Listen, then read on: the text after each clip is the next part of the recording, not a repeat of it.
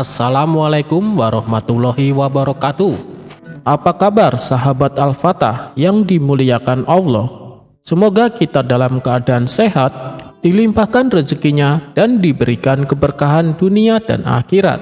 Amin ya robbal alamin.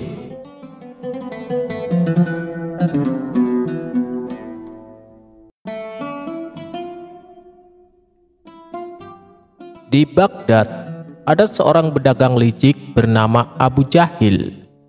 Ia sangat membenci Abu Nawas karena kecerdikannya seringkali membongkar tipu dayanya. Abu Jahil selalu mencari cara untuk menjatuhkan Abu Nawas. Kali ini ia bersekongkol dengan Khalid, seorang prajurit penjaga pasar yang serakah dan mudah disuap. Suatu pagi, Abu Nawas sedang berjalan di pasar mengamati dagangan. Abu Jahil dan Khalid melihat kesempatan. Khalid tiba-tiba mendekati Abu Nawas dengan wajah sangar. "Hei, Abu Nawas," bentak Khalid. "Kau telah melanggar aturan pasar. Kau berjalan tanpa membawa keranjang. Itu dilarang," ucap Khalid. Mendengar itu Abu Nawas mengerutkan kening. "Aturan apa ini? Sejak kapan berjalan di pasar harus membawa keranjang?" tanya Abu Nawas. Abu Jahil menyeringai dari jauh, puas melihat rencananya berjalan. Khalid melanjutkan, "Itu adalah aturan baru yang dikeluarkan raja. Setiap warga yang masuk pasar harus membawa keranjang untuk memudahkan pembersihan dan menjaga ketertiban. Jika tidak, akan didenda." "Denda? Denda berapa?" tanya Abu Nawas mencoba menahan emosi. "Dendanya adalah 2 ekor ayam jantan," kata Khalid tegas. "Dan kau harus membayarnya sekarang atau kau akan kupenjara," lanjutnya. Abu Nawas tahu ini hanyalah akal-akalan Abu Jahil dan prajurit serakah itu. Ia memang tidak melihat keranjang di tangan para pembeli lain, dan aturan semacam itu tak pernah ada sebelumnya. Namun, ia tak ingin membuat keributan di pasar. Ia pun mengangguk perlahan. "Baiklah tuan prajurit," kata Abu Nawas, "aku akan membayar dendanya.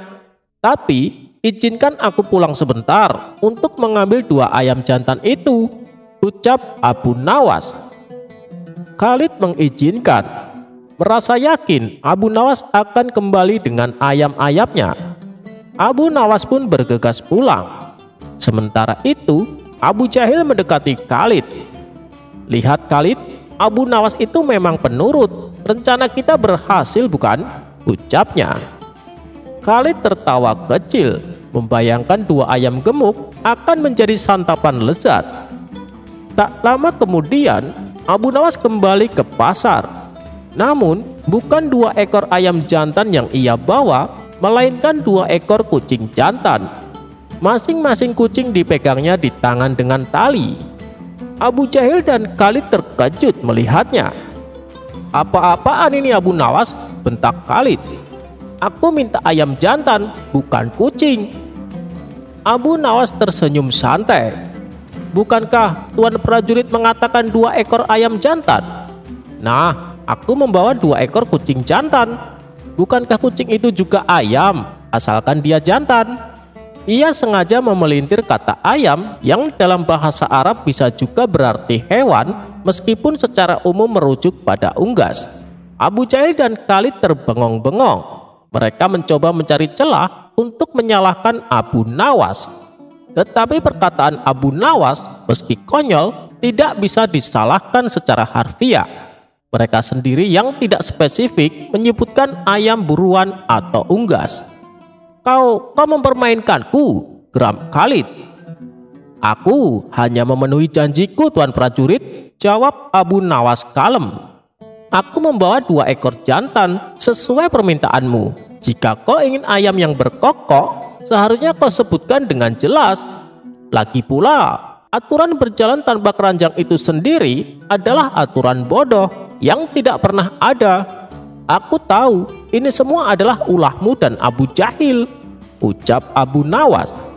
Mendengar sindiran Abu Nawas yang telak, Abu Jahil langsung membuang muka, tak berani menatap mata para pedagang dan pembeli lain yang mulai menertawakan mereka.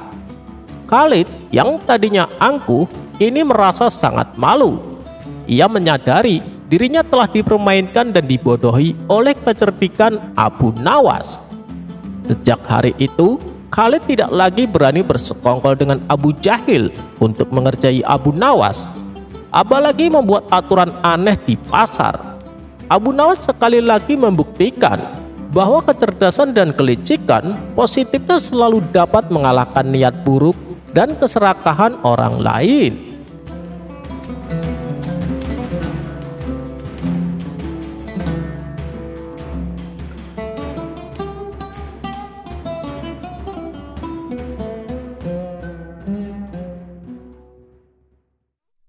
Cara Abu Nawas mengembala kambing.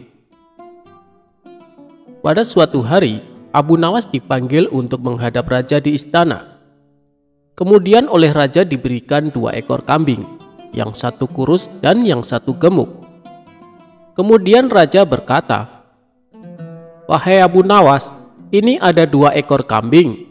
Gembalakanlah olehmu. Aku beri waktu 40 hari. Ketika sampai waktunya, engkau bawa kembali kedua ekor kambing tersebut. Keduanya harus sama-sama gemuk. Jangan ada lagi kambing yang kurus ini." "Daulat tuanku, bagaimana caranya agar kedua kambing ini sama-sama gemuk?" tanya Abu Nawas. "Carilah caranya sendiri, wahai Abu Nawas. Kalau berhasil seperti yang aku perintahkan, akan aku beri hadiah untukmu 1 kilo emas. Dan kalau tidak berhasil, engkau akan aku gantung di alun-alun istana." "Gawat sekali ini, bisa mati di tiang gantungan aku," pikir Abu Nawas. Tiada tempat untuk menceritakan masalahnya. Berat sekali titah raja kali ini.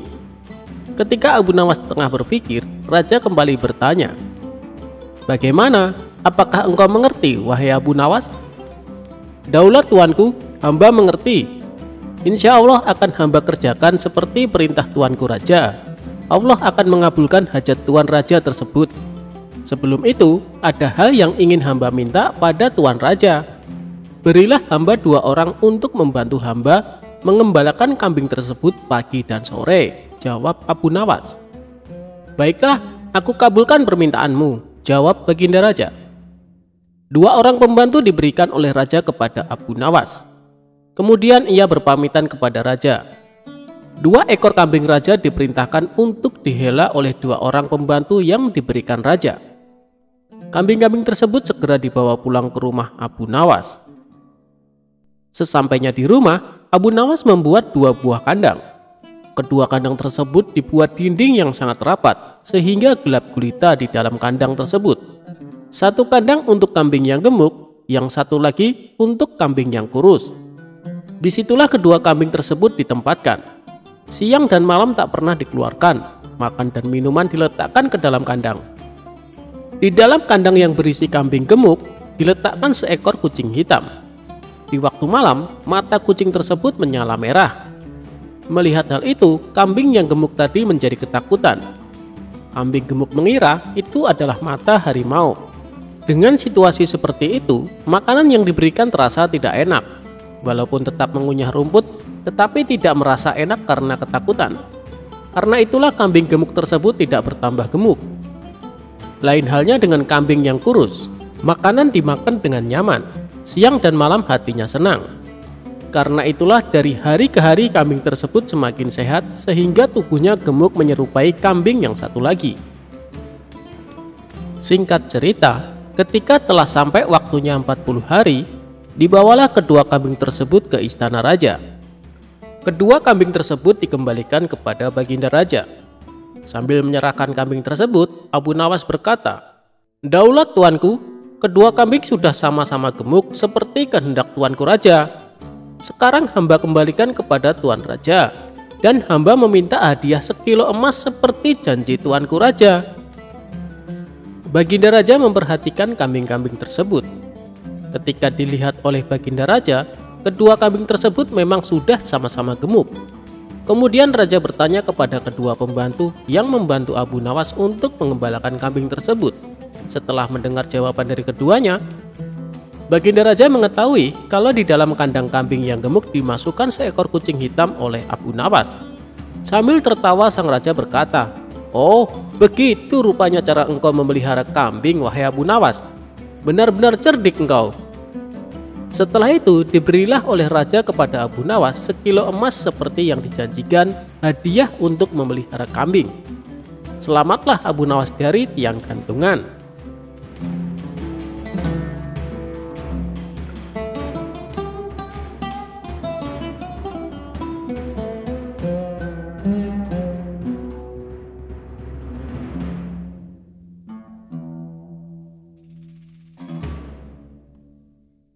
Pada suatu hari yang panas di desa yang jauh dari hiruk-pikuk kota, Abu Jahil, seorang pria yang terkenal dengan sifat sombong dan keangkuhannya, datang menemui Abu Nawas dengan wajah cemas.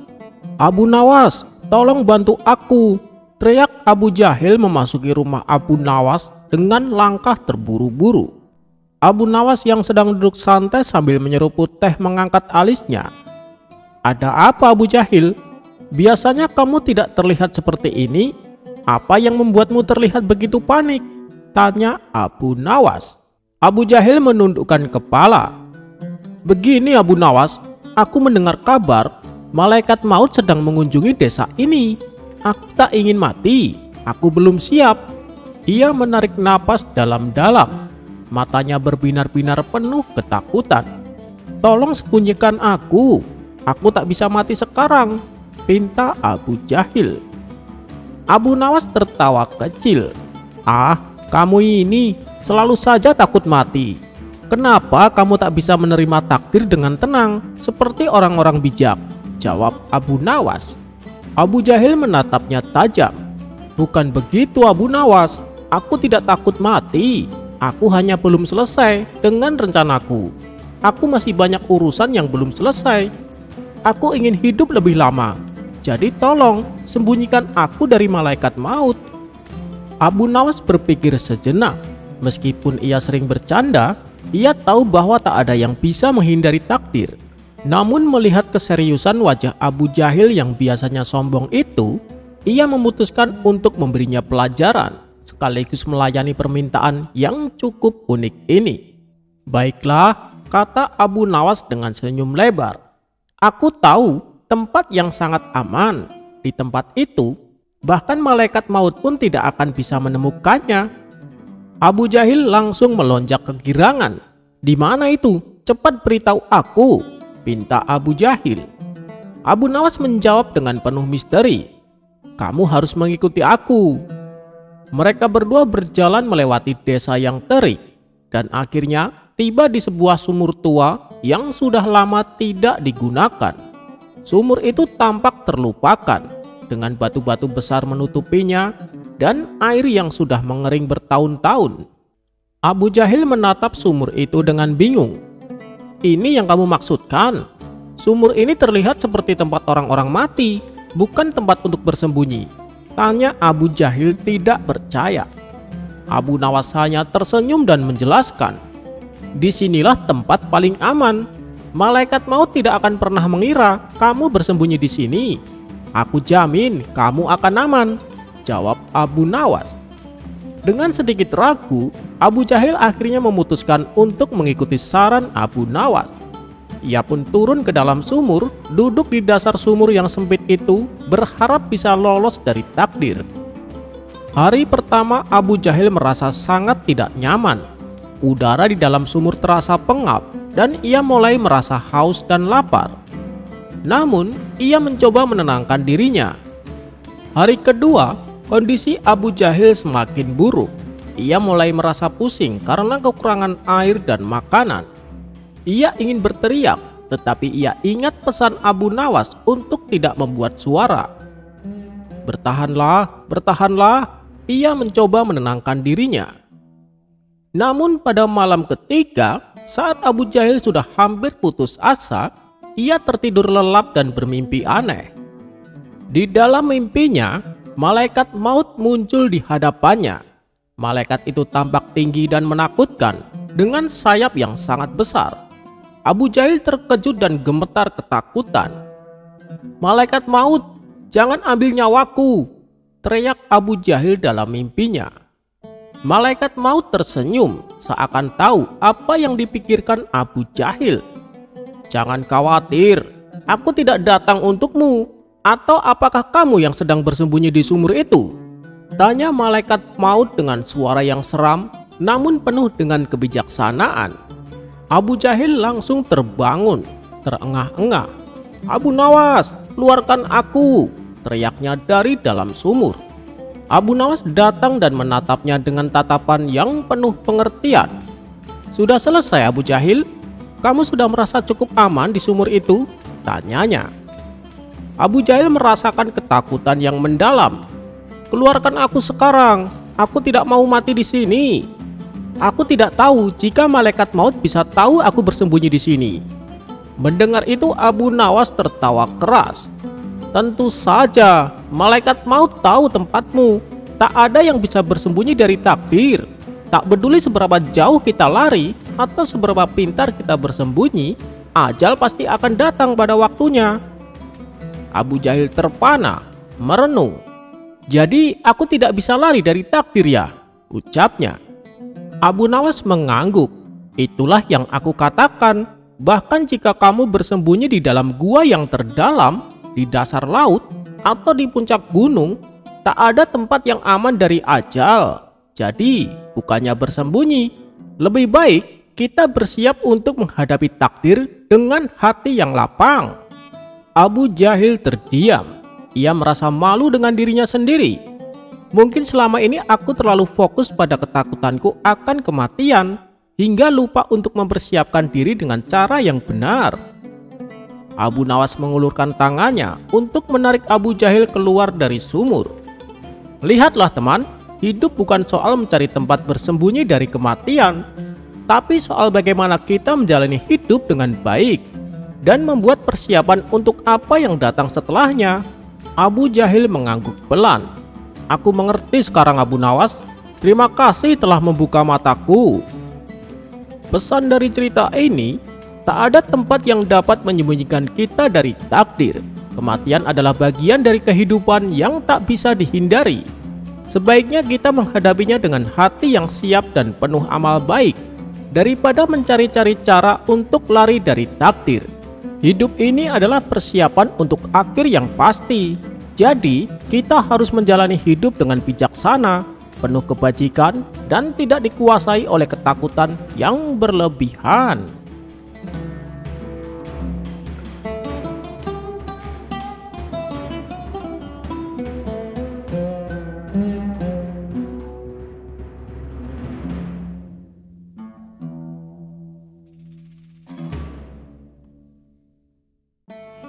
Suatu kali, ada orang asing duduk di warung tempat kawan-kawan Abu Nawas berkumpul.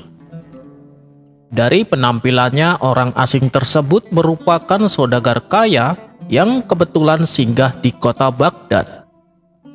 Di sudut ruangan, tampak kawan-kawan Abu Nawas sedang berbincang sambil menikmati secangkir teh. Saudagar itu pun ikut nimbrung bersama mereka. Di tengah perbincangan, ia menawarkan hadiah bagi siapa saja yang bisa menjawab teka-tekinya. "Hadiah apa yang akan Tuan berikan?" tanya kawan-kawan Abu Nawas. "Aku akan memberikan 1000 dinar bila ada yang bisa menjawab teka-teki yang aku berikan," balas saudagar kaya. Mendengar iming-iming hadiah yang ditawarkan, banyak kawan-kawan Abu Nawas yang ingin mencoba menjawabnya. "Beritahu kami Tuan, apa teka-tekinya?" sahut kawan-kawan Abu Nawas. "Begini, apa yang lebih berat dari gunung tapi bisa mengapung?" kata saudagar kaya memberikan teka-tekinya. "Itu pasti jawabannya awan," jawab salah satu kawan Abu Nawas. "Salah, bukan itu jawabannya," balas saudagar kaya tersebut. Setelah sekian lama berpikir, mereka tak kunjung menemukan jawabannya. "Bagaimana? apakah kalian menyerah? Tanya saudagar kaya lagi. Tunggu dulu tuan, ada kawan kami yang bisa menjawab teka-tekimu. Biasanya sebentar lagi dia kemari, namanya Abu Nawas, ujar mereka. Baiklah, aku akan menunggunya, timpal saudagar kaya kembali. Tidak berapa lama kemudian, akhirnya Abu Nawas datang menghampiri mereka. Tumben kalian terlihat serius, ada apa ini? Tanya Abu Nawas. Begini Abu Nawas, kami ditantang menjawab teka-teki saudagar kaya ini. Kalau bisa menjawab dengan benar, akan diberi hadiah 1000 dinar. Tapi kami semua tidak ada yang tahu, karena teka-tekinya sangat sulit ditebak, tutur mereka. Mendengar hal itu kemudian Abu Nawas menghampiri saudagar tersebut dan bertanya kepadanya. Apakah aku boleh ikut menebak? Tanya Abu Nawas. Silahkan, siapa saja boleh ikut, balas saudagar kaya itu. Beritahu saya, apa teka-tekinya? Pinta Abu Nawas. Apa yang lebih berat dari gunung tapi bisa mengapung? Tanya saudagar kaya. Jawabannya adalah masa lalu, balas Abu Nawas. Kamu benar, timpal saudagar kaya dan memberinya hadiah 1000 dinar. Lalu ia pun pergi meninggalkan Abu Nawas dan kawan-kawannya. Sementara kawan-kawan Abu Nawas bingung dengan jawaban Abu Nawas yang dianggapnya sebagai jawaban yang tepat. Wahai Abu Nawas, kenapa jawabannya masa lalu? Tanya mereka. Kemudian Abu Nawas menjelaskan sebab masa lalu begitu berat karena membawa semua kenangan. Tetapi ia senantiasa mengapung di pikiran kita, kata Abu Nawas memberitahu. Setelah mengetahui maksudnya, mereka pun memuji akan kecerdasan Abu Nawas.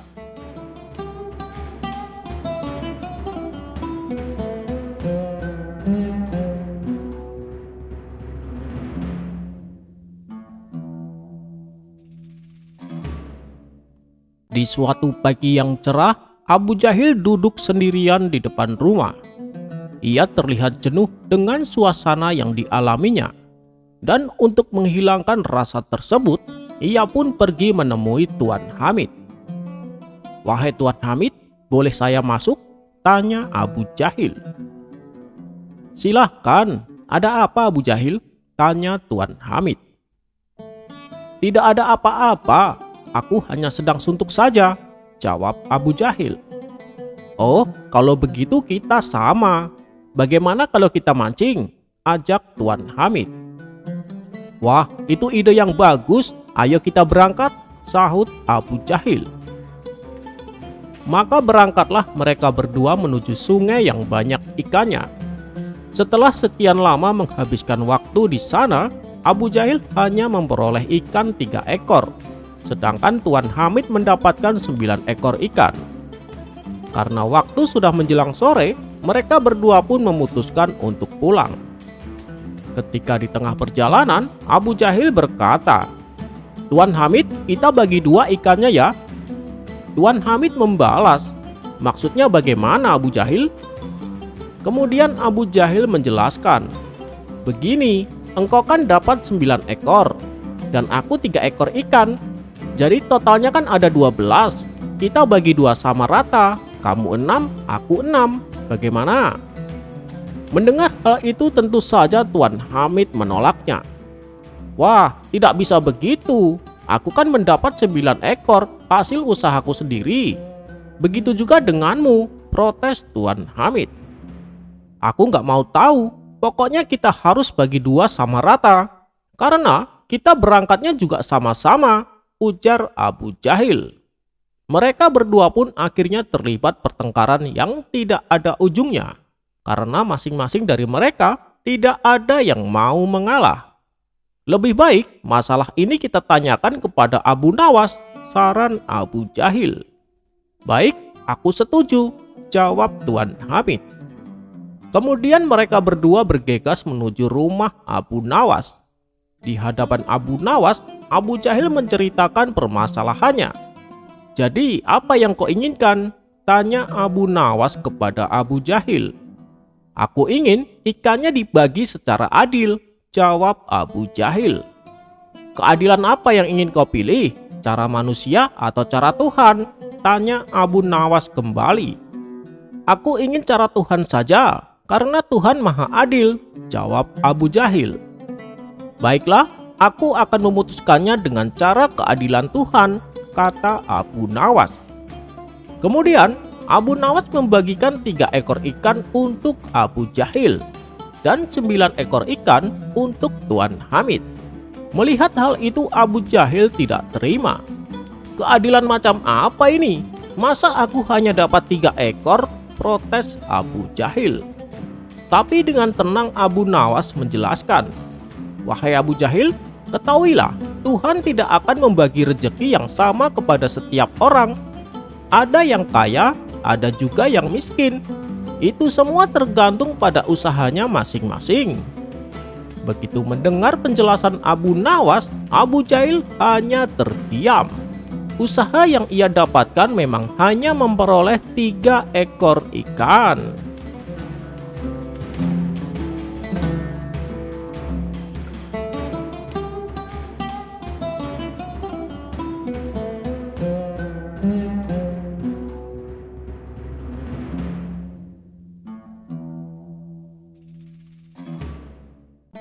Dikisahkan Abu Nawas mempunyai sahabat yang bernama Saudagar Hasan.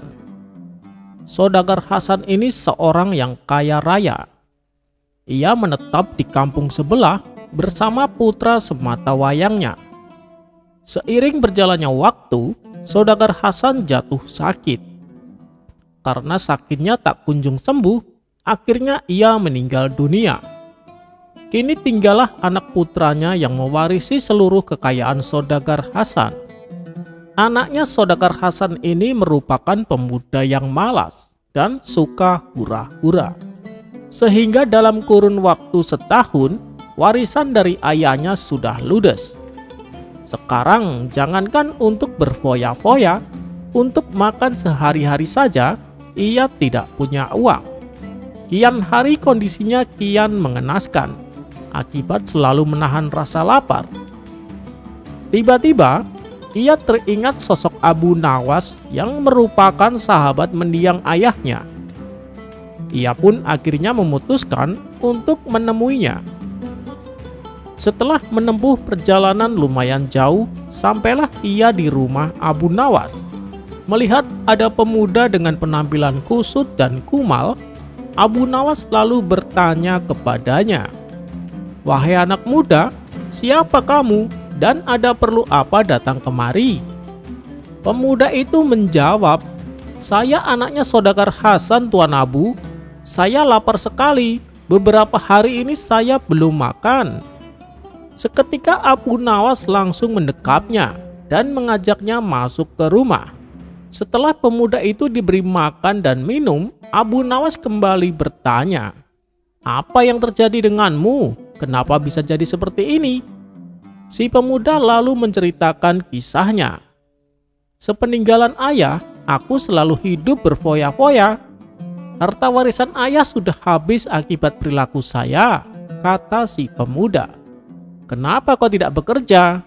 Dengan begitu, kamu bisa mencukupi kebutuhanmu," tutur Abu Nawas. "Dari kecil saya tidak pernah diajari bekerja, Tuan Abu. Jadi saya tidak tahu bagaimana caranya," jelas si pemuda. Sejenak Abu Nawas terdiam. Setelah merenung agak lama, ia akhirnya menemukan solusi untuk mengatasi masalah si pemuda. "Oh iya, bagaimana dengan perkarangan rumahmu? Apakah sudah dijual juga?" tanya Abu Nawas. "Belum, Tuan Abu, hanya itu yang tersisa," jawab si pemuda. "Bagus, sebab ayahmu dulu pernah memberitahu aku kalau di pekarangan rumahnya tersimpan harta karun. Gali saja tanah itu untuk menemukannya," perintah Abu Nawas. "Benarkah, Tuan Abu? Baiklah, saya akan melakukannya," balas si pemuda yang kini terlihat mulai ceria. Singkat cerita, si pemuda lalu menggali tanah pekarangannya yang berada di belakang rumahnya. Tapi setelah semua tanah tercangkul, si pemuda tidak mendapat harta karun yang dicarinya. Ia pun mengadukan hal tersebut kepada Abu Nawas. "Ya sudah, daripada usahamu sia-sia, kenapa tidak kau tanami dengan buah-buahan?" saran Abu Nawas. Si pemuda menuruti saran tersebut, dan dalam beberapa bulan kemudian, tanah pekarangan yang tadinya gersang kini terdapat banyak pepohonan yang penuh dengan buah-buahan. "Jualah buah-buahan itu ke pasar supaya kau mendapatkan uang," perintah Abu Nawas. Akhirnya, berkat saran dari Abu Nawas ini, si pemuda kini kembali kaya karena menjadi juragan buah. Abu Nawas juga menasehati si pemuda agar perilakunya yang suka berfoya-foya harus dijauhi.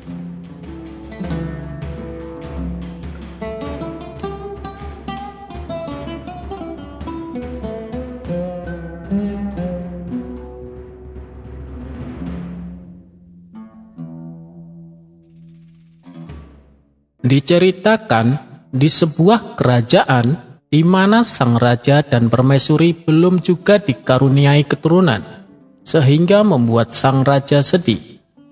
Akhirnya ia memutuskan untuk mengangkat salah satu anak dari negerinya itu. Raja meminta semua anak laki-laki di negerinya berkumpul. Raja akan memberikan sebuah ujian untuk menentukan siapa yang berhak menjadi anak laki-lakinya. Lalu sang raja pun berkata, "Aku mengumpulkan kalian di sini karena aku akan mengangkat seorang anak yang nantinya akan menggantikan kedudukanku. Aku akan membagikan sesuatu pada kalian," ucap sang raja. "Apa yang akan Paduka bagikan?" tanya seorang anak. "Aku akan membagikan benih bunga ini. Siapa yang bisa membuat benih ini tumbuh dan berbunga indah, dialah yang akan aku angkat menjadi anakku," kata sang raja. Semua anak mendapatkan beberapa butir benih. Mereka lalu merawatnya dengan sukacita. Sementara itu, ada seorang anak yang tak bisa membuat benih itu tumbuh. Anak laki-laki itu amat sedih. Ia berkata kepada ibunya, "Aku sudah merawatnya dengan baik, tapi kenapa benih ini tak tumbuh juga? Apa ada yang salah, Bu?" "Coba kamu ganti pot dan tanah dengan yang terbaik," balas ibunya. Anak itu lalu mengganti tanah dan potnya dengan tanah dan pot terbaik. Ia merawat benih bunga itu dengan telaten. Namun, benih itu tak juga tumbuh. Sedih sekali hati anak tersebut. Setelah waktu yang ditentukan tiba, raja mengumpulkan kembali anak-anak lelaki di negerinya. Mereka sudah membawa pot berisi bunga-bunga yang cantik. Namun, wajah raja tampak tak bahagia. Semua anak itu mengaku bahwa benih bunga yang diberikan oleh raja berbunga dengan baik. Di tengah-tengah kemurungannya, raja melihat anak yang sedang menangis dengan membawa pot tak berbunga. Raja mendekati anak tersebut. "Kenapa kau menangis, Nak?" tanya sang raja. "Aku sudah merawat benih bunga ini dengan baik, tapi benih ini tetap tak mau tumbuh. Aku tak tahu kenapa ini bisa terjadi," isap anak itu. Mendengar itu, sang raja tersenyum senang. Ia langsung mengumumkan bahwa anak itulah yang akan menjadi anak angkatnya. Semua anak laki-laki yang hadir menjadi heran. "Paduka, kenapa anak yang membawa pot tak berbunga itu justru diangkat menjadi anak oleh Baginda Raja?" tanya salah satu pengawal istana. "Ya, dialah yang akan menjadi anak angkatku. Dia adalah anak yang jujur. Sebenarnya, benih yang aku bagikan kepada kalian itu sudah aku rebus. Jadi tidak mungkin benih itu bisa tumbuh, apalagi berbunga," jelas sang raja. Semua anak yang hadir merasa malu. Rupanya, raja sedang menguji kejujuran mereka. Akhirnya, anak itu pun hidup dengan bahagia di istana dan menjadi anak raja.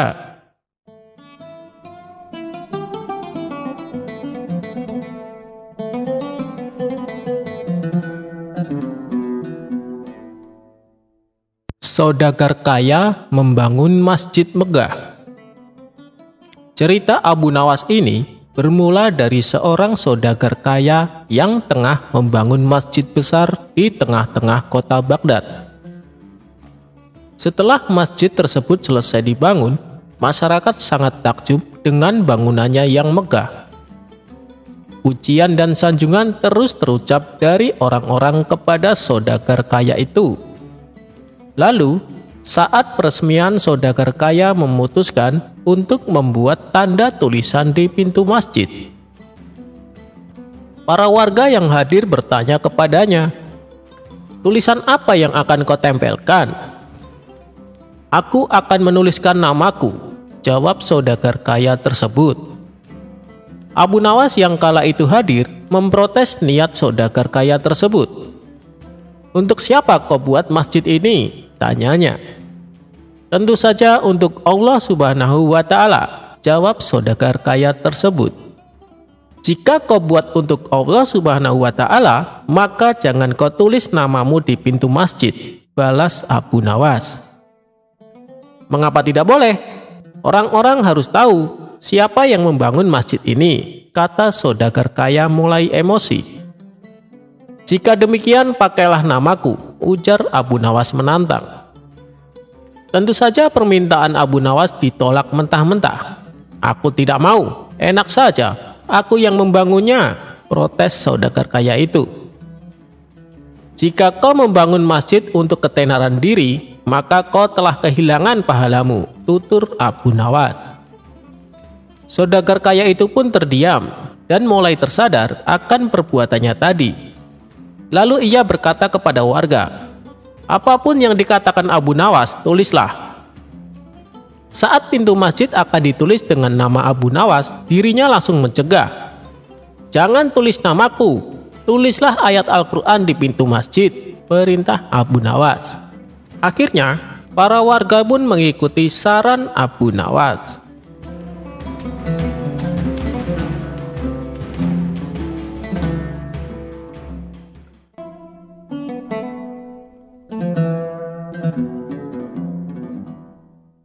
Abu Nawas menitipkan emas kepada perampok.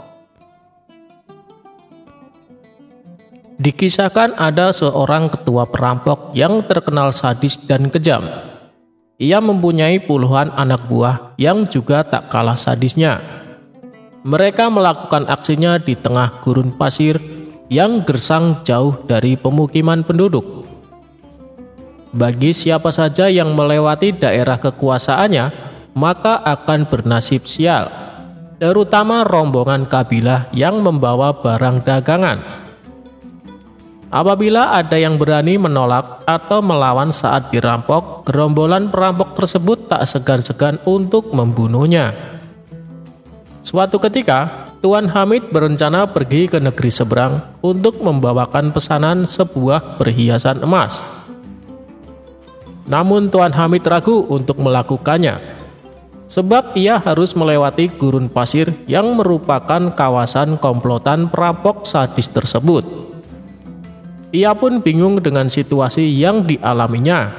Sementara ia juga harus mengirimkan emas pesanannya secepatnya. Setelah merenung agak lama, terlintas di benaknya sosok Abu Nawas. "Semoga saja dia bisa membantuku," pikir Tuan Hamid. Ia pun lantas pergi menemui Abu Nawas. Sesampainya di rumah Abu Nawas, Tuan Hamid lalu mengungkapkan permasalahannya. "Wahai Abu Nawas, saya bingung dengan situasi yang sedang aku alami.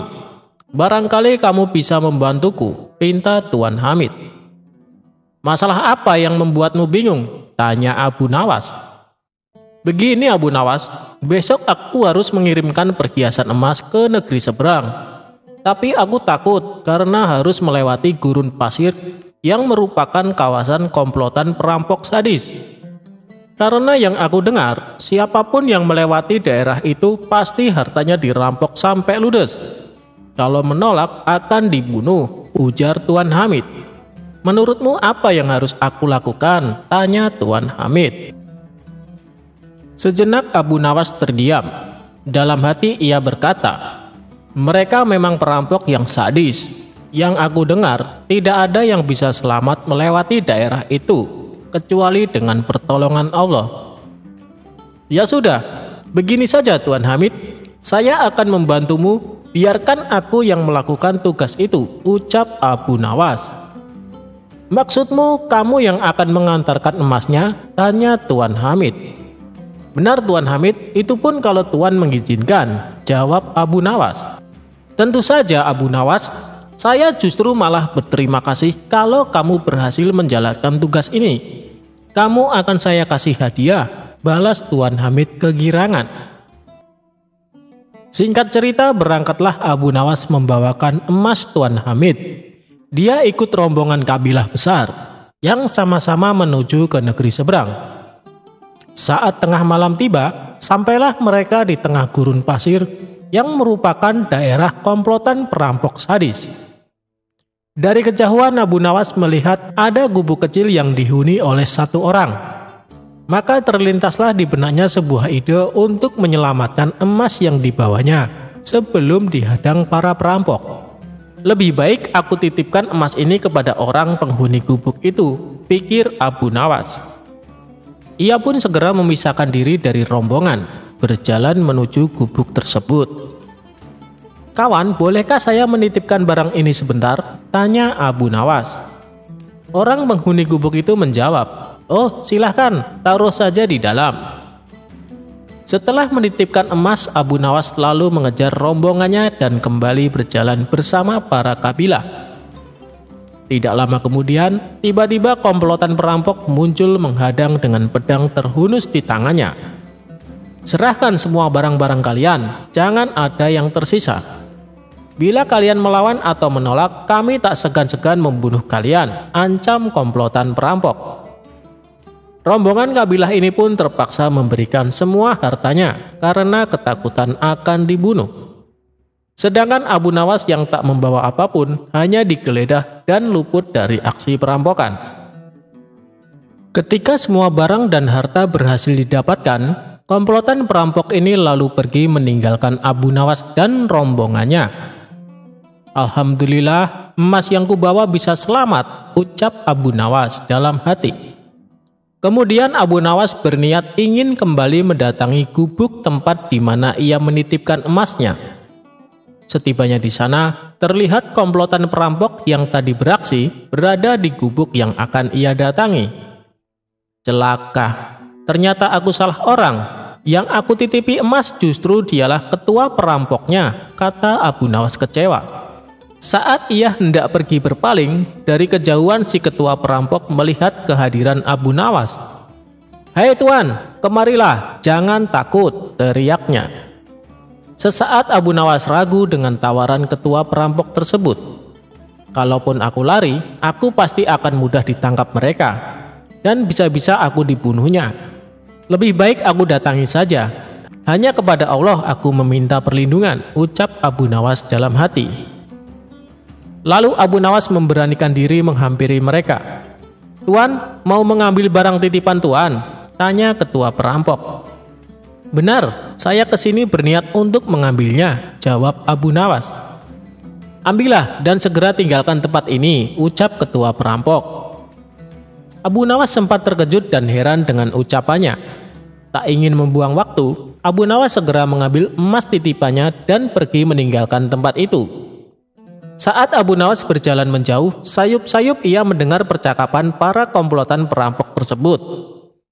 Kenapa membiarkan orang asing itu mengambil hartanya? Tanya salah satu anak buahnya. Sang ketua perampok menjawab, orang asing itu telah mempercayaiku. Seperti aku mempercayai Allah akan menerima taubatku suatu saat nanti. Aku hargai kepercayaan orang asing itu, agar Allah menghargai kepercayaanku pula. Mendengar hal itu, barulah Abu Nawas tahu bahwa sebenarnya si ketua perampok adalah orang yang ingin bertobat.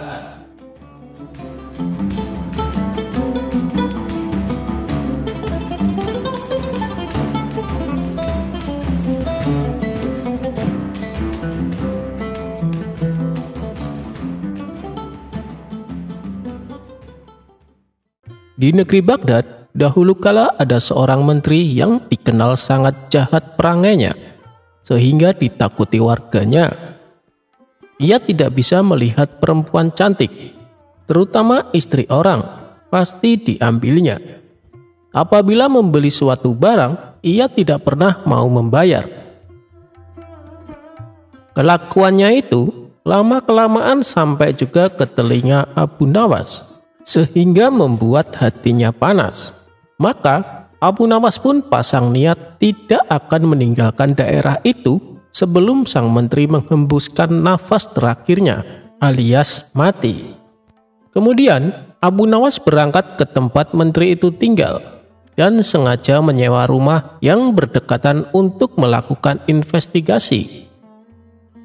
Setelah beberapa hari bergaul dengan penduduk di situ, ia pun kenal dengan sang menteri dan bahkan bersahabat baik.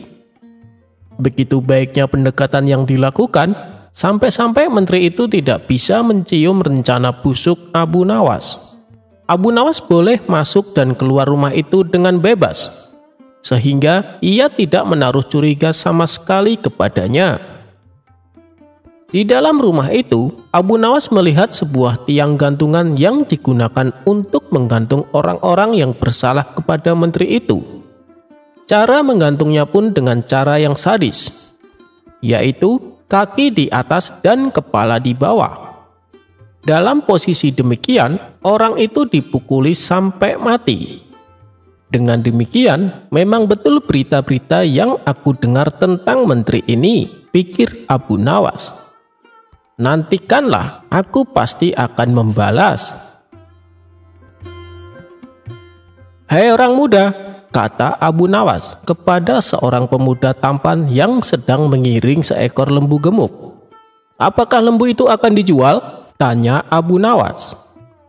Pertemuan itu terjadi ketika Abu Nawas berjalan-jalan di sebuah sudut desa itu. Lembu ini tidak akan dijual, karena ini warisan bapak hamba, jawab si pemuda. Lebih baik lembu itu dijual saja, Abu Nawas mencoba merayu. Kalau laku dengan harga tinggi, kamu bisa berdagang sehingga uang itu menjadi banyak. Betul juga kata tuan, jawab si pemuda setelah berpikir sejenak. Namun, untuk menjualnya, hamba harus berkonsultasi dengan ibu di rumah. Kalau ibu setuju, boleh tuan membelinya. Itu akan lebih baik, ujar Abu Nawas. Sementara anak muda itu pulang, Abu Nawas memeras otak.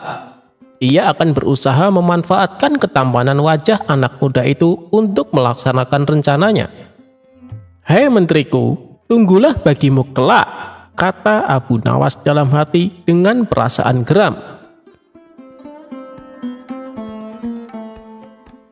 Keesokan harinya, pemuda itu menemui Abu Nawas. Ibu setuju menjual lembu ini, kata pemuda itu kepada Abu Nawas. Bagus, kata Abu Nawas. Tetapi sebenarnya bukan aku yang akan membeli lembumu, melainkan menteri yang zalim itu. Oleh karena itu, berikan harga yang pasti. Sesudah itu, kita membuat perjanjian dan kamu yang akan melaksanakannya. Setuju? Tanya Abu Nawas. Setuju tuan, jawab si pemuda. Giringlah lembumu itu ke kebun dan tunggulah aku di sana, kata Abu Nawas lagi. Aku akan ke rumah menteri itu dan setelah itu aku akan menemuimu. Hei menteri, ada seorang pemuda yang akan menjual seekor lembu gemuk. Jika Anda tertarik, silakan Anda beli dengan harga yang pantas. Tidak mahal, mari kita ke kebun itu, kata Abu Nawas. Begitu sampai di kebun dan melihat lembu tersebut, berapa harganya? Tanya si menteri. Ia sangat tertarik dan ingin segera membelinya. 50 dinar tuan, jawab si pemuda. Boleh ditawar? Tanya si menteri. Tidak bisa tuan, karena lembu ini warisan bapak hamba, jawab si pemuda. Baik, pasti kubayar harga itu, ujar si menteri. Maka disodorkanlah ujung tali pengikat lembu kepada menteri. Namun ketika ditarik ternyata kosong. Rupanya diam-diam Abu Nawas telah melepas binatang itu. Namun karena harga telah disepakati, pemuda itu meminta bayarannya. "Mana lembunya?" tanya si menteri. "Masa hanya talinya? Aku tidak sudi membayar." Keduanya pun berbantah-bantahan dengan sengitnya. "Aku minta bayarannya. Kalau tidak mau membayar, kembalikan lembuku," kata si pemuda. "Apa yang mesti ku bayar? Dan apa yang harus ku kembalikan?" Kilah si menteri. "Cuma tali yang kau berikan padaku. Nih, ambillah. Aku tidak butuh tali." "Dasar menteri zolim, kerjamu memang cuma menipu dan menganiaya orang," kata si pemuda lagi. "Kamu memang zolim, mau makan darah orang kecil." Si menteri tidak menggubris lagi perkataan itu. Ia berjalan pulang ke rumahnya. Sementara si anak muda hatinya sangat sedih. Lembu hilang, uang melayang. "Barangkali memang itu nasibku, apa boleh buat," keluhnya. Pada malam harinya, "Hei anak muda, sudahkah kamu menerima pembayaran harga lembumu?" tanya Abu Nawas.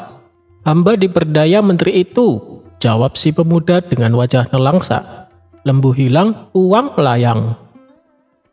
Aku kira jual beli berjalan lancar, sehingga aku cepat-cepat pergi karena ada urusan lain. Coba ceritakan," kata Abu Nawas. Maka diceritakanlah kejadian itu dengan nada mendongkol. "Sialan menteri itu," ujar si pemuda. "Oh, begitu," kata Abu Nawas. "Jangan sedih wahai anak muda, insya Allah akan aku bantu." Kemudian Abu Nawas meminta si pemuda bersedia melaksanakan rencana yang telah disusunnya untuk membunuh si menteri zolim itu. Esokan harinya, jam 7 malam, seorang wanita cantik berhenti di depan rumah si menteri zolim. Ia tampak membuang sesuatu yang dicabut dari kakinya. "Hai Adinda, dari mana gerangan asalmu?" Tiba-tiba muncul suara dari sudut yang gelap. Suara itu ternyata milik menteri yang saat itu juga sedang berjalan-jalan di depan rumahnya. Hatinya amat girang begitu melihat wajah cantik yang tiba-tiba muncul di depan matanya. Hamba orang desa. Tadi ketika berjalan bersama suami, kaki hamba tertusuk duri. Hamba terpaksa berhenti untuk menarik duri dari kaki. Suami hamba tidak mau menunggu dan hamba ditinggal di sini. Dan hamba tidak tahu jalan pulang ke rumah," kata si perempuan itu dengan penuh iba. Lalu ia pun menangis. "Jika Adinda mau, silahkan mampir ke rumah hamba sambil menunggu suami Adinda. Barangkali dia sekarang sedang mencari Adinda, jadi jangan takut," kata si menteri. "Tapi hamba takut kepada istri dan pelayan-pelayan tuan," kata perempuan muda itu. "Kalau begitu, silahkan Adinda duduk di sini. Kanda akan menyuruh istri pergi ke rumah ibunya bersama pelayan-pelayan itu," kata si menteri. Maka sang menteri pun tergopoh-gopoh masuk ke rumahnya. "Hei Adinda, sekarang ini sebaiknya Adinda pergi ke rumah ibu, karena sudah lama rasanya Adinda tidak ke sana," kata menteri itu kepada istrinya. "Jika demikian kehendak Kakanda, baiklah, hamba ke sana," jawab istri si menteri. Tak lama kemudian, "Hei Adinda," kata si menteri kepada perempuan muda itu setelah rumah kosong. "Silakan masuk ke rumah hamba, karena istri dan semua pelayan telah pergi." "Baiklah," jawab si perempuan sambil mengikuti langkah si menteri. Di dalam rumah dilihatnya tali gantungan seperti yang diceritakan Abu Nawas. Menteri itu mendorong si perempuan muda ke kamar dan mengajaknya tidur. Namun ia mencoba menolak sambil merajuk. "Sebelum kita tidur, cobalah Kakanda bergantung sebentar pada tali itu," rayunya. "Seumur hidup, hamba belum pernah melihat orang bergantung di tali." Karena terdorong oleh nafsu syahwat yang menggelora, permintaan itu dituruti si menteri. "Tolong Adinda pegang tali gantungan ini kuat-kuat, jangan dilepaskan," katanya. Menteri itu kemudian memasukkan badannya ke dalam tali gantungan. Setelah itu, si perempuan gadungan melepaskan tali yang dipegangnya, sehingga badan si menteri menggantung dengan posisi kaki di atas dan kepala di bawah. Si perempuan pun mengeluarkan sebuah pentungan lalu memukul badan dan kepala si menteri zolim itu sambil berujar, "Hai menteri zolim, aku bukan perempuan, akulah pemilik lembu yang kau tipu. Sekarang terimalah pembalasanku. Aku minta bayaran lembuku. Ayo bayar, bayar," sambil terus memukul menteri itu. Darah segar pun mengalir dari mulut, hidung, dan telinga menteri, sehingga ia tidak sadarkan diri. "Mampuslah kau," teriak si pemuda. Mengira bahwa si menteri sudah mati, masuklah perempuan itu ke dalam rumah dan menjarah barang-barang yang ada. Sesudah itu barulah ia pulang dengan menggondol harta kekayaan si menteri zolim. Di tempat lain, si istri menteri mendapat firasat buruk. Hatinya berdebar-debar keras. "Ada apa gerangan di rumahku?" pikirnya dalam hati. Maka dengan bergegas pulanglah ia ke rumah. Setiba di rumah, ia menjerit-jerit histeris lantaran dilihatnya suaminya tergantung pingsan dengan kepala berdarah dan harta bendanya ludes.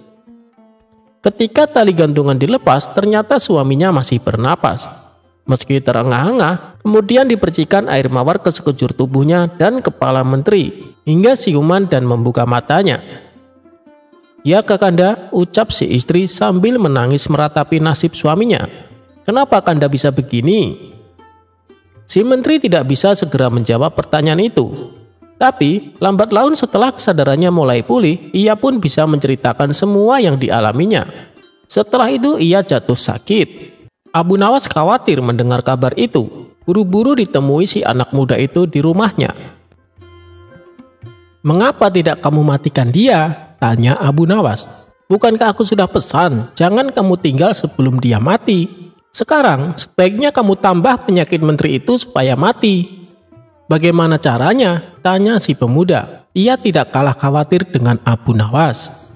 "Berpura-puralah menjadi dukun, karena saat ini menteri itu sedang mencari dukun," kata Abu Nawas.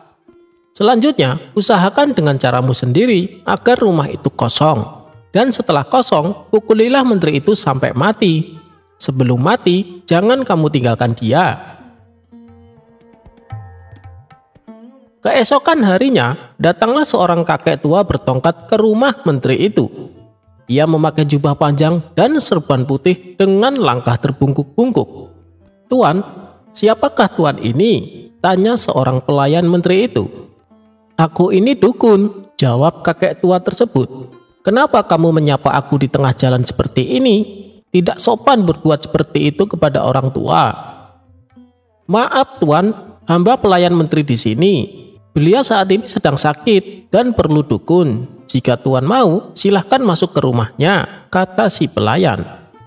Setelah dukun palsu itu duduk di samping pembaringannya, "Ya tuan dukun, obatilah hamba ini," kata si menteri itu. "Hamba sakit." Lama-kelamaan suaranya hilang. "Moga-moga hamba bisa mengobati tuan," jawab si dukun. "Tapi bisakah pelayan-pelayan itu disuruh mencari daun kayu lengkap dengan akarnya? Daun itu memang sulit dicari, tetapi banyak gunanya untuk penyembuhan tuan," perintah si dukun.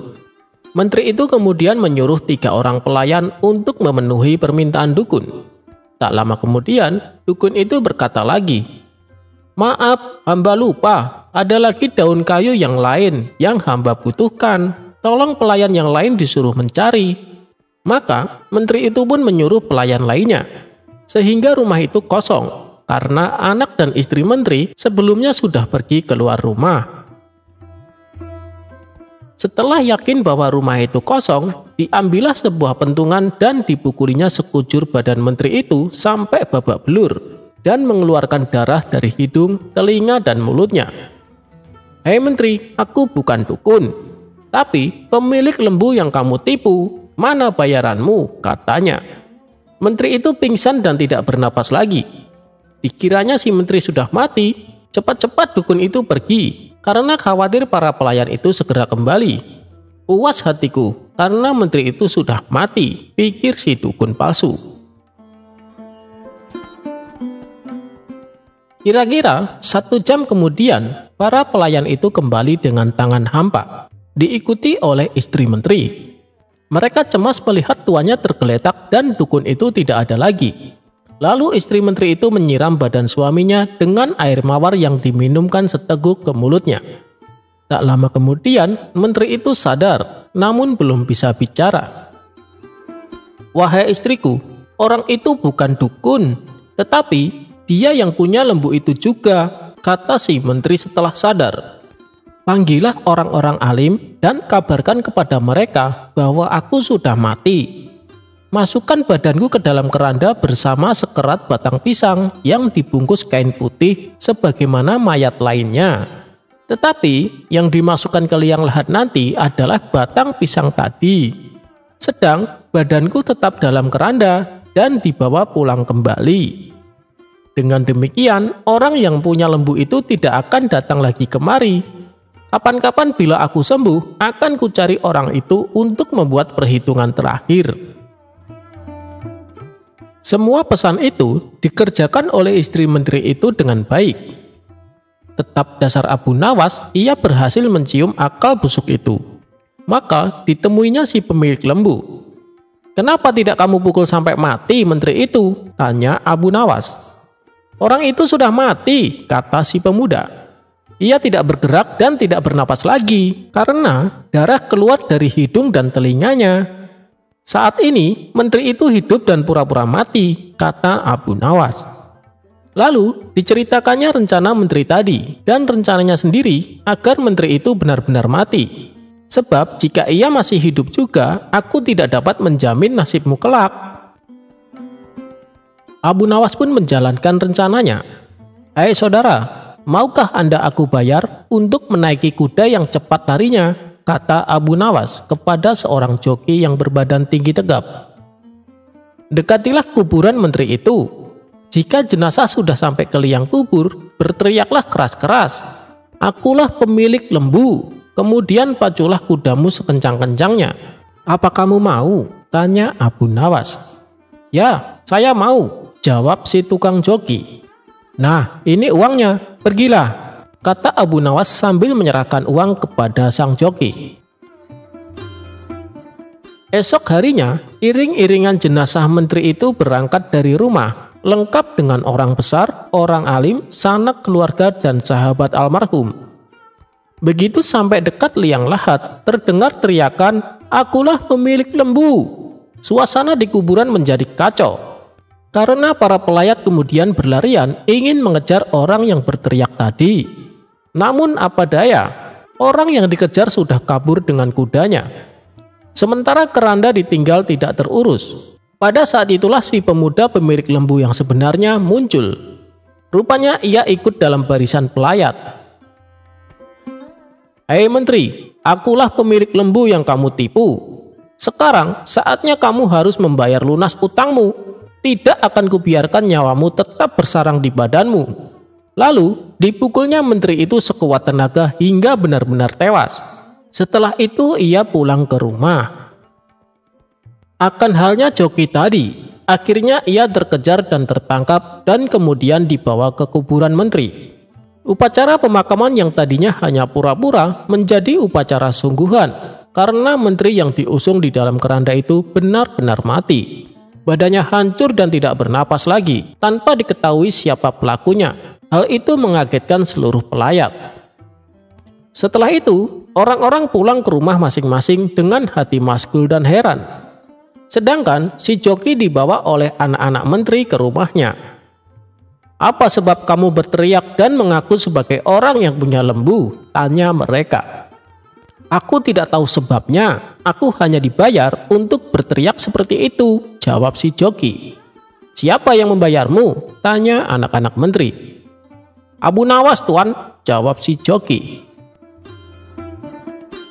"Hei Abu Nawas," kata anak menteri setelah menemukan Abu Nawas, "kenapa kamu membayar untuk berteriak seperti itu dan menganiaya bapakku?" "Menganiaya bapakmu?" Abu Nawas balik bertanya. "Bertanyalah yang benar. Engkau suruh orang itu berteriak mengaku sebagai orang yang punya lembu. Maka kami kejar dia. Karena yang menyebabkan bapakku sakit tiada lain adalah orang yang punya lembu, bukan dari Allah." "Oh, begitu," kata Abu Nawas sambil senyum kecil. "Jadi kamu tidak tahu bahwa orang yang punya lembu itu sudah ditakdirkan Allah untuk berbuat demikian. Karena bapakmu terlalu zalim, penipu, penganiaya, pengisap darah orang kecil, dan sebagainya. Rasanya tidak usah diperpanjang masalah ini yang akan membuatmu malu besar.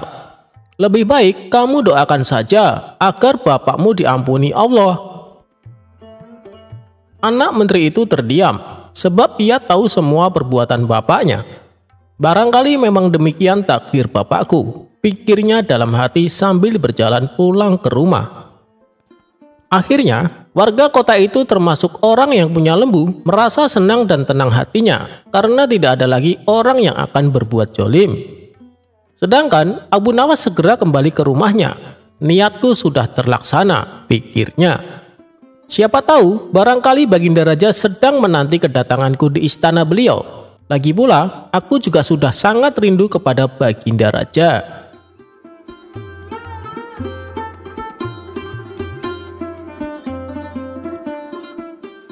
Cerita Abu Nawas mengangkat masjid.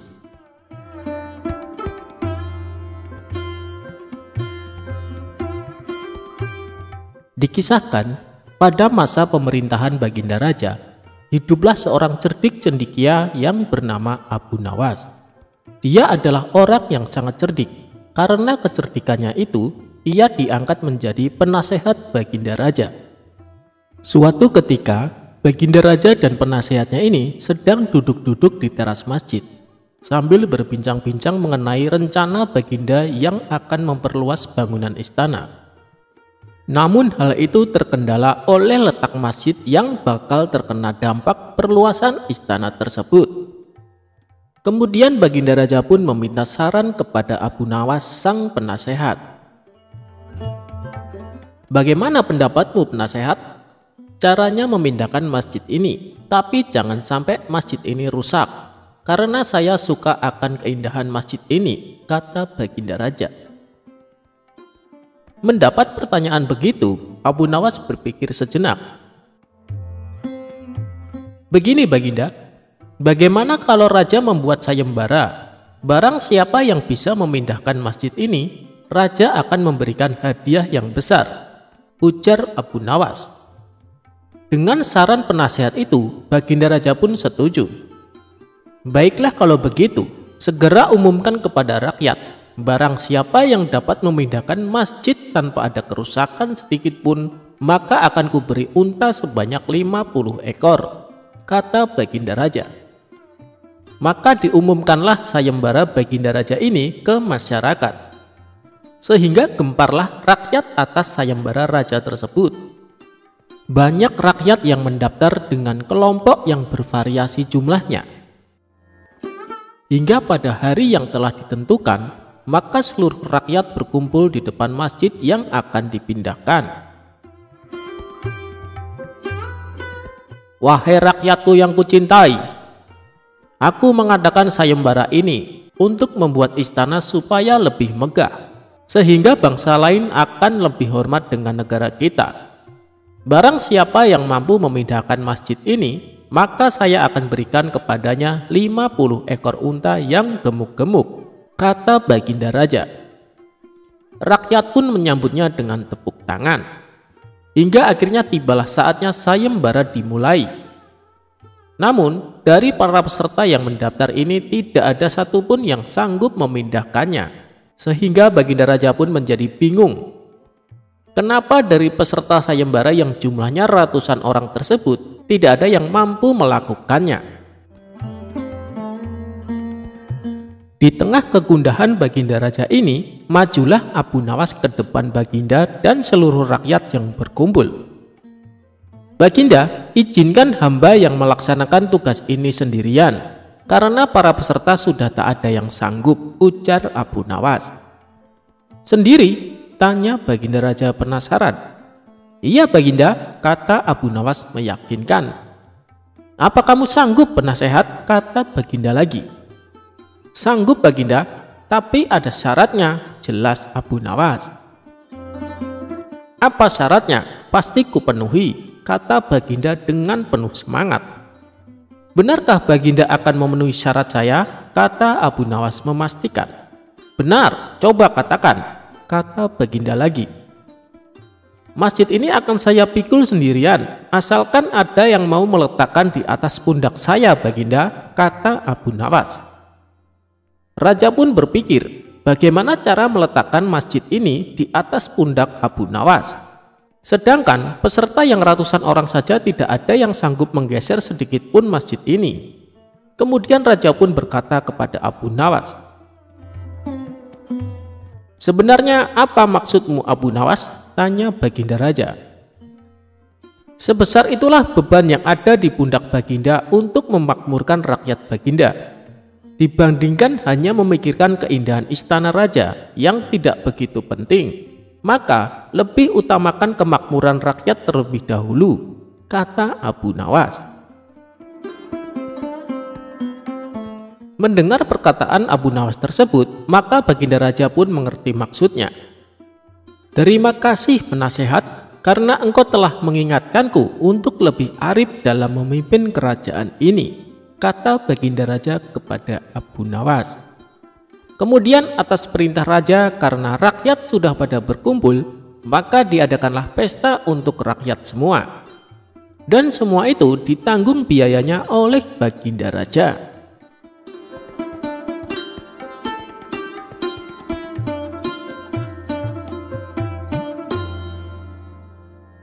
Untuk mengalahkan raja, Abu Nawas membakar tendanya.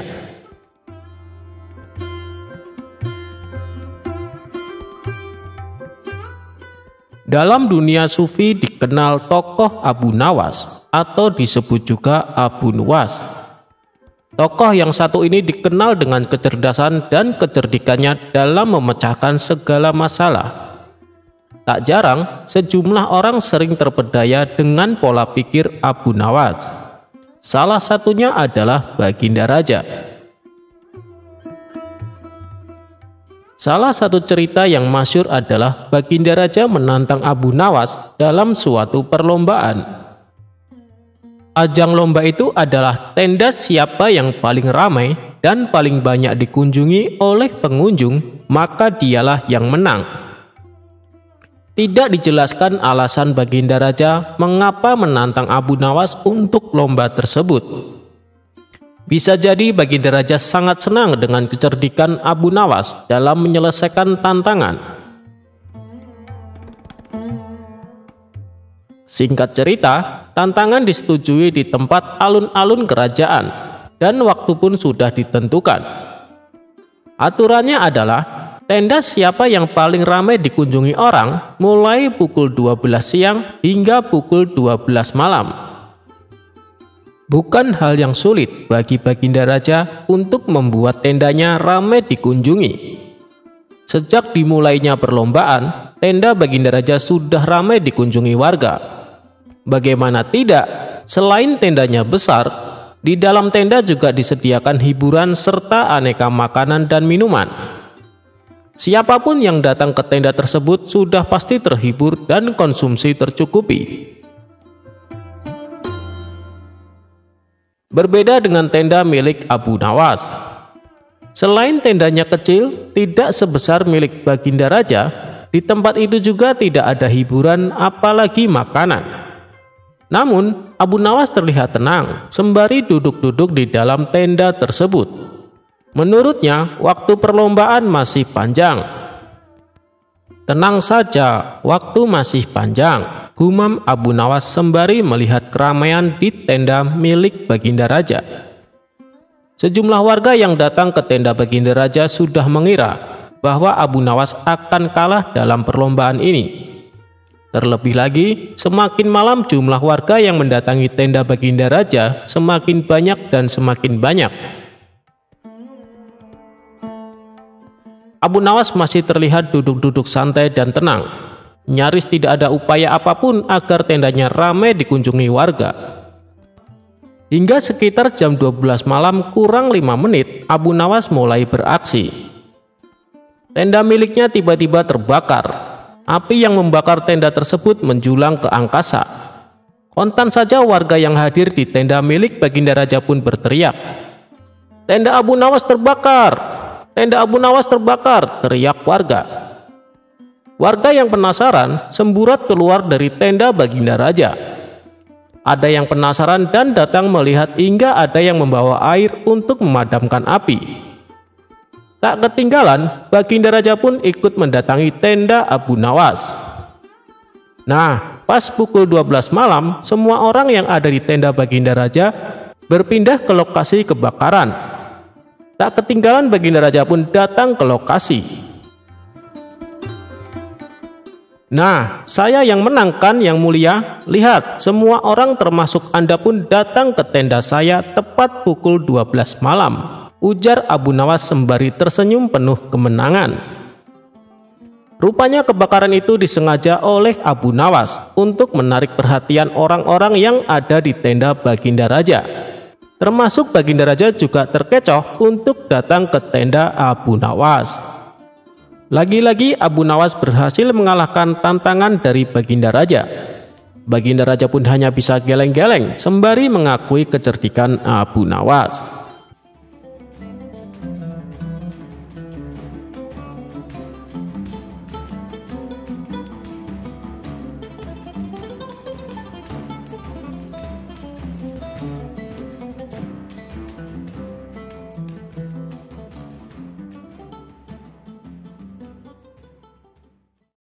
Diceritakan pada suatu hari, seorang saudagar kaya yang bernama Tuan Hamid datang menemui Abu Nawas.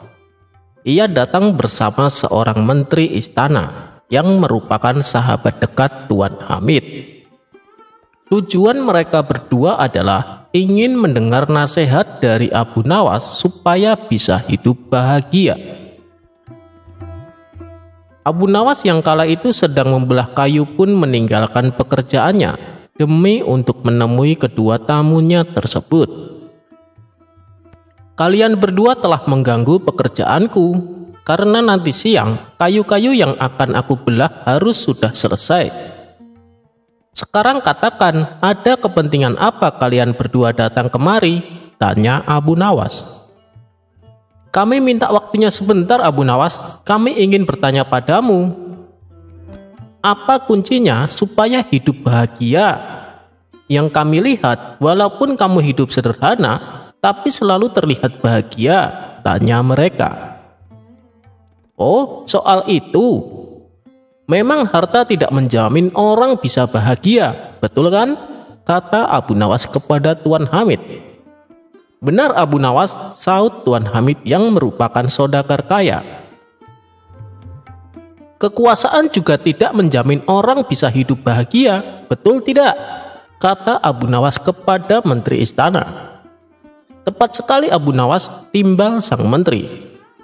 Itulah tujuan kami datang kemari Abu Nawas. Apa kuncinya seseorang supaya bisa bahagia? Tanya mereka. Kuncinya adalah jangan memikirkan apa yang kalian tidak tahu, jawab Abu Nawas. Tuan Hamid dan menteri istana terlihat kebingungan dengan jawaban Abu Nawas. Mereka mau menanyakan maksudnya, tapi mereka tidak enak. Karena mereka sudah mengatakan hanya akan meminta waktunya sebentar. Akhirnya mereka berdua pun pura-pura mengerti. Lalu, kalau yang sudah kami tahu gimana Abu Nawas? Tanya mereka. Lah, kalau sudah tahu, ngapain dipikirin? Jawab Abu Nawas santai. Mendengar itu, mereka berdua langsung pamit pulang. Dari kisah ini mengajarkan bahwa ketika kita bertamu kepada seseorang, carilah waktu yang tepat. Jangan sampai mengganggu waktu pekerjaannya.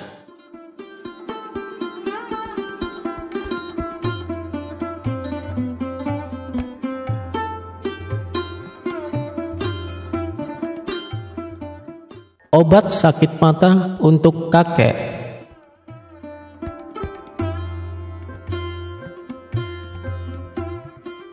Di pagi hari yang cerah, Baginda Raja mengajak beberapa menterinya pergi bertamasya ke sebuah tempat wisata.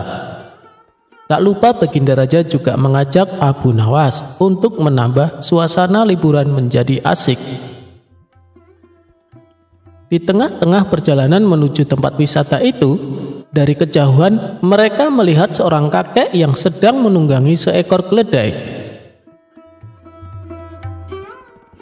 "Wahai menteriku," tanyalah orang tua itu, perintah sang raja kepada salah seorang menteri bernama Ja'far. "Mohon maaf, Kek, kalau boleh tahu Anda dari mana?" tanya Ja'far. "Aku dari Basrah, anak muda," jawab si kakek. "Mau kemana, Kek?" tanya Ja'far kembali. "Ini, aku mau ke Baghdad," jawab sang kakek. "Ada keperluan apa?" tanya Ja'far penasaran. "Aku hendak mencari obat untuk mataku ini," kata sang kakek sambil memperlihatkan matanya yang sedang sakit kepada Ja'far. Di tengah percakapan mereka, Baginda Raja lalu berbisik kepada Abu Nawas. "Wahai Abu Nawas, coba kamu ajak ia bergurau." "Jangan Baginda, kasihan, ia adalah orang tua, saya takut kakek itu marah," jawab Abu Nawas. "Sudahlah, itu nanti urusanku. Intinya, ajak saja kakek itu bergurau," desak Baginda Raja kepada Abu Nawas.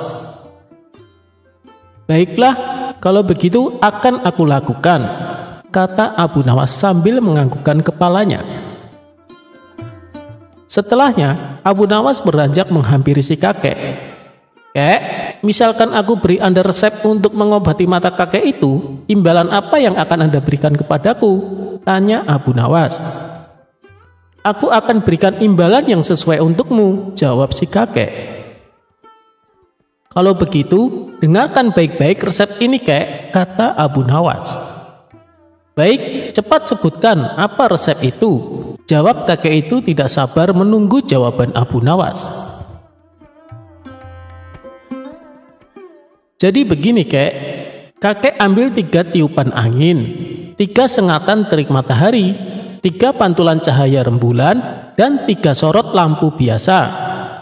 Setelah semuanya terkumpul, maka tumbuklah pada sebuah lumpang yang tak berlubang. Kemudian kakek taruh ramuan yang telah lembut itu ke dalam sebuah mangkok yang besar yang sudah pecah berkeping-keping. Tak lupa juga disimpan di udara selama 3 bulan. Setelah masa 3 bulan lamanya, maka oleskan ramuan itu ke mata kakek yang sakit sebanyak 3 kali sebelum tidur. Insya Allah Anda akan sembuh, Kek," kata Abu Nawas. Mendengar perkataan Abu Nawas itu, sang kakek pun naik pitam. Akhirnya sang kakek turun dari keledainya dan menghampiri Abu Nawas. "Ambil keledai ini sebagai imbalan awal," kata si kakek sambil memalingkan wajahnya dari Abu Nawas. "Jika setelah menggunakan resepmu itu mataku sembuh, aku akan memberimu lagi imbalan seorang budak wanita yang setia melayanimu. Jika kelak ternyata kamu telah mati terlebih dahulu meninggalkan aku, budak wanita itu pasti sudah menjemputmu di neraka sana. Ia akan setia meludahi matamu dan memukuli wajahmu sambil berteriak dan mengolok-olokimu." Setelah mendengar penuturan si kakek itu, Baginda Raja seketika tertawa terpingkal-pingkal. "Hahaha, coba beri orang tua itu hadiah," kata Baginda Raja sambil menahan tawa. "Terima kasih Baginda yang mulia," kata si kakek dengan hati yang bahagia. Tak lama setelah itu sang kakek pergi meninggalkan mereka.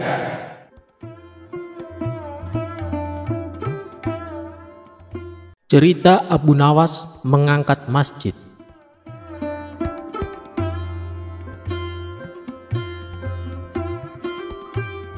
Dikisahkan, pada masa pemerintahan Baginda Raja, hiduplah seorang cerdik cendekia yang bernama Abu Nawas. Dia adalah orang yang sangat cerdik. Karena kecerdikannya itu, ia diangkat menjadi penasehat Baginda Raja. Suatu ketika, Baginda Raja dan penasehatnya ini sedang duduk-duduk di teras masjid, sambil berbincang-bincang mengenai rencana Baginda yang akan memperluas bangunan istana. Namun hal itu terkendala oleh letak masjid yang bakal terkena dampak perluasan istana tersebut. Kemudian Baginda Raja pun meminta saran kepada Abu Nawas sang penasehat. "Bagaimana pendapatmu penasehat? Caranya memindahkan masjid ini, tapi jangan sampai masjid ini rusak. karena saya suka akan keindahan masjid ini, kata Baginda Raja.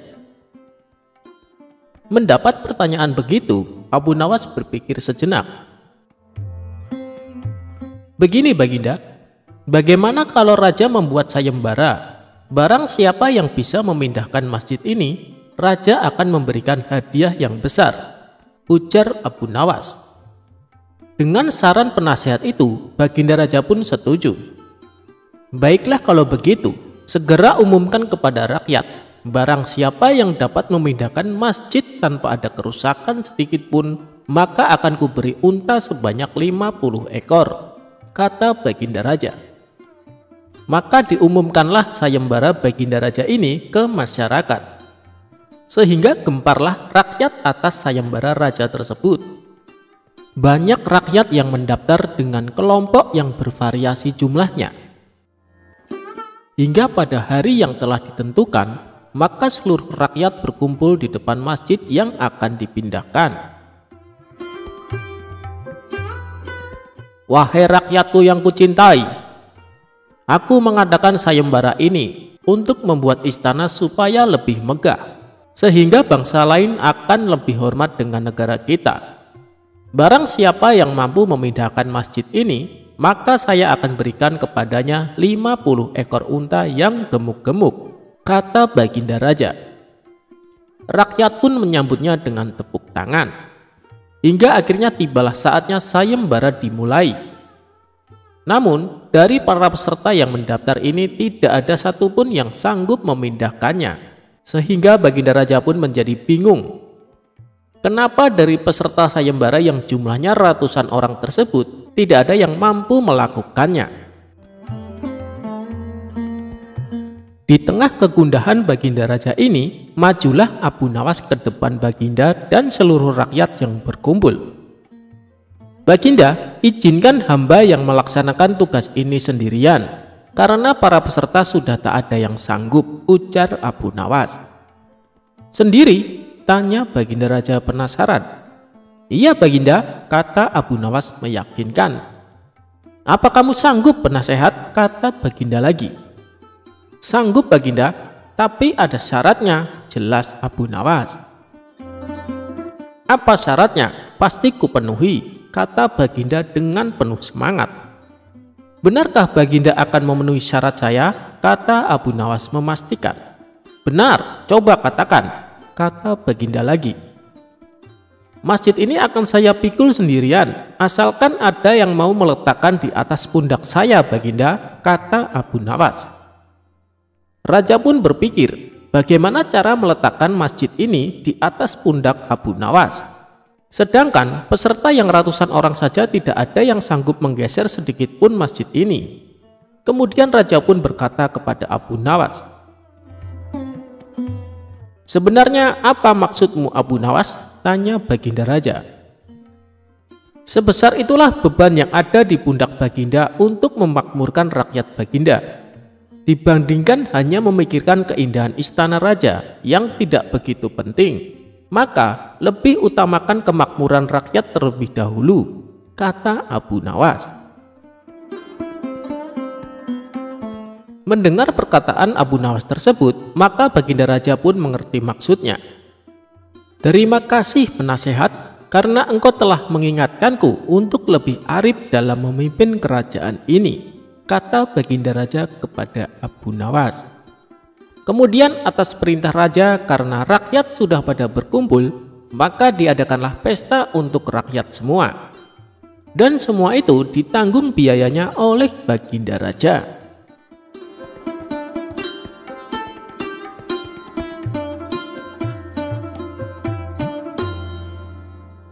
Raja dikasih bebek panggang berkaki satu oleh Abu Nawas.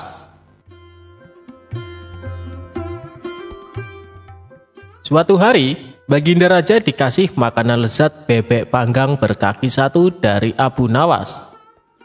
Berawal Abu Nawas diminta istrinya mengantarkan bebek panggang itu kepada Baginda Raja. Abu Nawas agak malas, sebab dia sendiri makan tanpa lauk. Sudahlah, supaya Baginda Raja makin sayang sama kau suamiku, ujar istri Abu Nawas. Abu Nawas pun mengalah. Dengan berat hati ia menenteng bungkusan bebek panggang yang menggoda seleranya itu. Diam-diam Abu Nawas tidak tahan juga. Biar saja ku ambil pahanya yang satu itu, pikir Abu Nawas sembari mematahkan kaki itik tersebut. Tanpa pikir panjang, Abu Nawas pun memakannya. Akhirnya, Abu Nawas sampai juga ke istana dengan membawa bebek panggang berkaki satu menghadap Baginda Raja. Abu Nawas disambut Baginda Raja dengan ramah. Rupanya, ketika Abu Nawas datang, Baginda Raja juga sedang makan. "Apa yang kau bawa, Abu Nawas?" tanya Baginda Raja melihat Abu Nawas menenteng sesuatu. Tanpa banyak cakap, Abu Nawas menyerahkan bawaannya kepada Baginda Raja. Bebek panggang," gumam Baginda Raja tersenyum cerah. Belum lagi menikmati bebek panggang hadiah dari Abu Nawas, Baginda Raja terdiam beberapa saat mendapatinya hanya berkaki satu. "Mengapa bebek panggang ini hanya berkaki satu, Abu Nawas?" tanya Baginda Raja dengan penasaran. "Memang begitu, Baginda. Di negeri ini bebek-bebek hanya memiliki satu kaki. Kalau Baginda Raja tidak percaya, cobalah lihat di kolam," jawab Abu Nawas santai. Mereka berdua pun berjalan menuju kolam. Di sana banyak bebek-bebek berendam sambil mengangkat sebuah kakinya, sehingga tampak hanya berkaki satu. "Lihatlah," kata Abu Nawas cengengesan. "Di sini bebek hanya berkaki satu," lanjutnya sembari jarinya menunjuk gerombolan itik di kolam. Tentu saja Baginda Raja tidak mau ditipu, maka ia pun berteriak keras. Semua bebek kaget menurunkan kaki yang dilipat dan berterbangan. Tapi Abu Nawas juga tidak kehilangan akal. "Subhanallah," katanya. "Bahkan bebek pun takut pada keinginan Baginda Raja. Barangkali kalau Baginda meneriaki Paduka, Paduka akan ketakutan dan secara refleks menggandakan kaki jadi 4 dan kemudian terbang juga." Mata Baginda Raja melotot ke arah Abu Nawas, sepertinya marah. Tapi yang terjadi justru ledakan tawa Baginda Raja. "Yuk kita makan sama-sama bebek panggang berkaki satu itu," ajak Baginda Raja. Abu Nawas pun makan dengan lahap. "Alhamdulillah, rezeki memang enggak kemana," ujarnya sembari mengapungkan senyum di bibirnya.